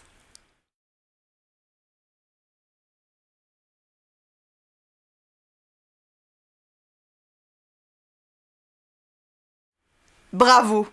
Vous faites partie des gens proactifs qui prennent leur bonheur en main. Pas de doute, vous êtes en chemin vers plus de bonheur.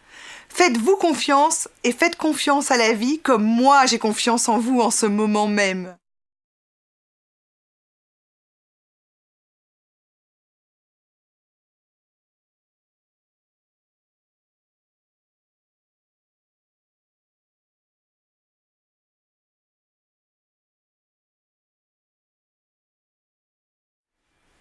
Dans ce module pratique destiné aux intervenants en entreprise, je vais vous présenter brièvement le type d'intervention autour du bonheur en entreprise que je pratique maintenant depuis une douzaine d'années, mais qui évolue régulièrement à la fois en fonction des récentes découvertes scientifiques et aussi des nouvelles réalités de terrain de l'entreprise. L'École internationale du rire et du bonheur est une pionnière concernant les interventions en entreprise autour du rire, du bonheur et de la psychologie positive. Elle intervient dans plusieurs centaines de structures, des PME jusqu'aux multinationales, depuis plus de 10 ans en France et à l'étranger. L'école pratique pour cela la rigologie, qui est une discipline de développement du bonheur complète, originale et sans équivalent, qui s'appuie sur les forces et les réussites des personnes et des institutions, plutôt que sur l'analyse des faiblesses et des échecs. Particulièrement adaptée au monde de l'entreprise, la rigologie propose une pédagogie ludique et interactive et s'appuie sur 4 éléments. Premièrement, des données scientifiques. Les récentes découvertes des neurosciences, neurones miroirs, plasticité cérébrale, épigénétique. L'avancée prodigieuse de la psychologie positive, qui est entre autres l'étude scientifique du bonheur, et les résultats des études scientifiques sur les bienfaits du rire sur la santé. Deuxièmement, des techniques de communication éprouvées, l'intelligence émotionnelle et la communication non violente. Troisièmement, des pratiques psychocorporelles ludiques et originales, le yoga du rire, la méditation du rire, la sophrologie ludique, les jeux coopératifs, le développement de l'humour et le clown. Et enfin, quatrièmement, des approches de bien-être millénaires comme le qigong, le yoga, les respirations, la relaxation, les visualisations, la méditation et tout ce qui touche à la pratique de la pleine conscience. La rigologie se base sur les 12 postulats suivants. 1. Nous travaillons avec plus d'enthousiasme, de créativité et d'efficacité lorsque nous sommes heureux. 2. Notre bonheur augmente lorsque nous le partageons. 3. Le rire répare point par point tout ce que les excès du stress détruisent. 4. Un humour sain rassemble, rassure et fait gagner du temps. 5. Travailler sérieusement n'empêche pas de se considérer avec légèreté. 6. C'est en nous appuyant sur nos forces que nous sommes les plus compétents. 7. L'intelligence collective est bien supérieure à la somme des intelligences individuelles. 8. Les solutions gagnant-gagnant sont toujours les meilleures. 9. On peut développer le bien-être des individus en même temps que celui des organisations. 10. Nos valeurs personnelles peuvent être en accord avec celles de notre entreprise. 11. La science le prouve, une entreprise heureuse est une entreprise rentable. Et 12. Un salarié devrait toujours être plus heureux qu'un chômeur. Alors pourquoi proposer la rigologie en entreprise ? La vie en entreprise ne cesse de se complexifier et de s'accélérer. La rigologie souhaite aider les femmes et les hommes qui y travaillent à s'y épanouir avec enthousiasme et motivation. La rigologie cherche à concilier un humanisme sincère avec une créativité et une productivité indispensables dans une dynamique qui soit gagnant-gagnant. Rappelons-le, la rigologie nous connecte au meilleur de nous-mêmes et stimule toutes nos capacités. Elle nous apprend à gérer l'ensemble de nos émotions, à ressentir nos besoins physiques et psychologiques qui souvent sont dangereusement ignorés au travail et nous permet d'être pleinement présents à nos tâches et à nos relations aussi bien avec nos collaborateurs qu'avec nos clients. La rigologie nous apprend à cultiver notre optimisme, notre gratitude, notre joie de vivre et notre humour. En nous permettant de vivre en harmonie et en équilibre, elle fait donc de nous des travailleurs pleinement opérationnels. Durant les interventions en entreprise, la rigologie fait appel à des techniques psychocorporelles ludiques et originales qui permettent de s'approprier les concepts exposés, à des moments de partage assurant de coller aux besoins réels des participants et à un humour bienveillant qui crée rapidement du lien, allège le sérieux du discours et permet de le mettre plus facilement en pratique.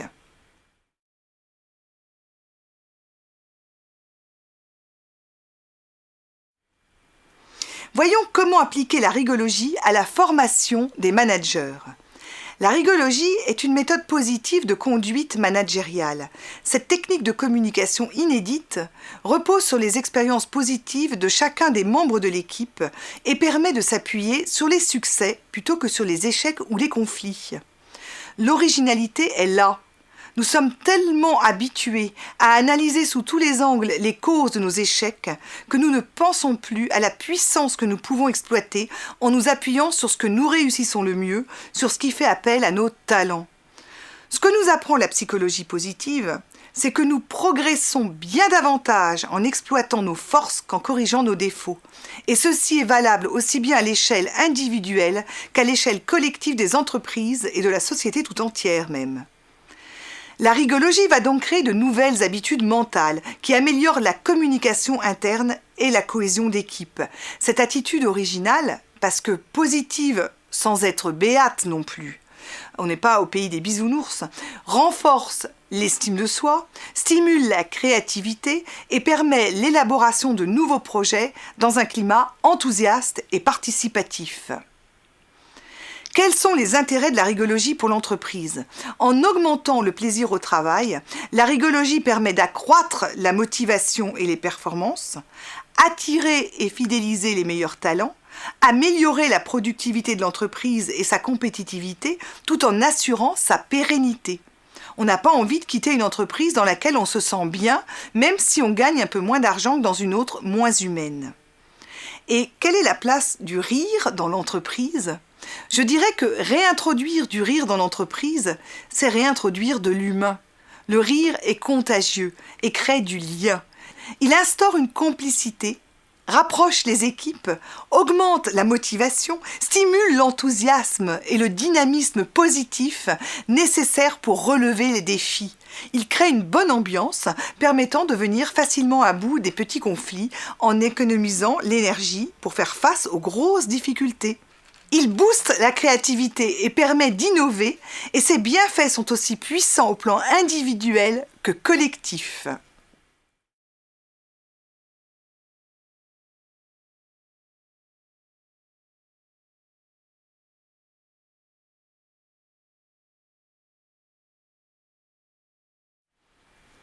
Voici maintenant un exemple d'exercice pratique de développement du bonheur pouvant être effectué en entreprise. J'ai choisi de vous présenter une méthode de conduite de changement positive, largement utilisée dans les pays anglo-saxons depuis les années 90.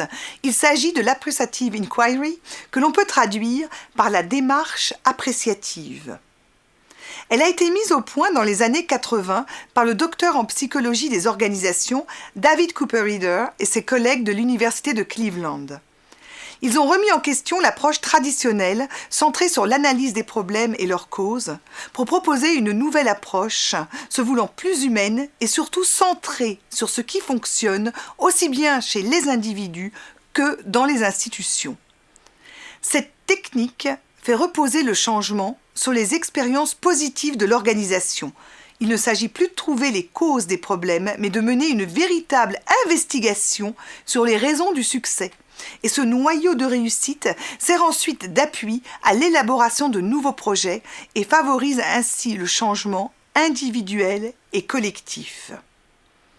L'objectif de l'appreciative inquiry est d'identifier les facteurs de réussite de l'entreprise en prenant en compte des éléments non quantitatifs, comme par exemple la satisfaction du client, pour mettre en place des changements positifs envisagés de façon réaliste. L'appreciative inquiry est un processus qui implique la participation de tous les échelons de la hiérarchie, grâce à des interviews en binôme et de nombreuses réunions de groupe. Les orientations décidées sont expliquées et discutées avant toute intervention, afin d'être en cohérence avec les aspirations exprimées par les salariés lors de l'enquête appréciative. L'appreciative inquiry engendre un dialogue interne positif au sein de l'entreprise et crée ainsi de nouvelles habitudes mentales qui stimulent l'innovation et la créativité. En guise d'exercice, je vous propose de découvrir les questions fondamentales de l'appreciative inquiry telles qu'elles sont décrites dans l'ouvrage du français Jean Pagès, Le coaching avec la méthode appreciative inquiry, paru chez Erol.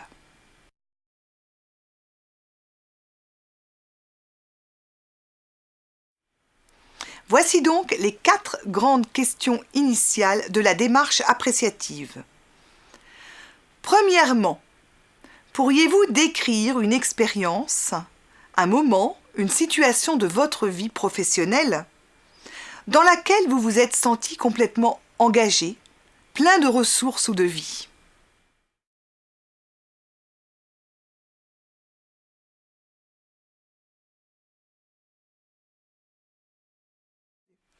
Deuxièmement, sans modestie excessive, quelles sont vos réussites ou vos succès les plus remarquables ?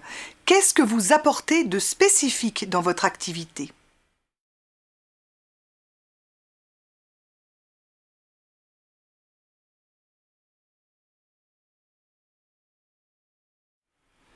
Troisièmement, qu'est-ce qui vous procure dans votre activité le maximum de plaisir, de satisfaction ? Qu'est-ce qui lui donne vraiment vie ?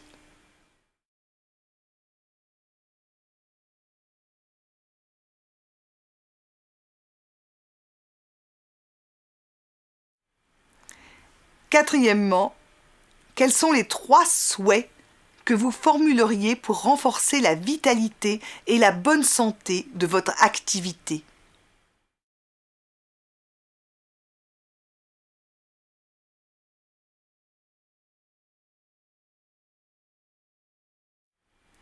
Ces exercices aussi sont très puissants. Et j'espère que cette approche, aussi innovante que stimulante, vous insufflera une nouvelle dynamique pour vos interventions en entreprise. Sachez que l'appreciative inquiry peut être utilisée à des échelles bien plus grandes encore, puisqu'en 1999, son créateur David Cooper-Reeder a travaillé avec le Dalai Lama pour créer de nouveaux niveaux de coopération entre les leaders religieux du monde en faveur de la paix. Je laisserai le mot de la fin de cette formation sur le bonheur justement à David Cooper-Reeder, qui affirme que les individus et les organisations s'épanouissent lorsque les gens voient ce qu'il y a de meilleur en eux, partagent leurs rêves et leurs préoccupations de façon positive, et lorsqu'ils rassemblent leurs voix dans une même direction pour créer non seulement de nouveaux mondes, mais de meilleurs mondes. Prenez soin de vous. J'ai pris un merveilleux plaisir à vous faire découvrir quelques-uns des chemins que le bonheur peut nous faire emprunter. Vous pouvez me retrouver maintenant sur le site de l'École du Rire et du Bonheur. À bientôt, j'espère!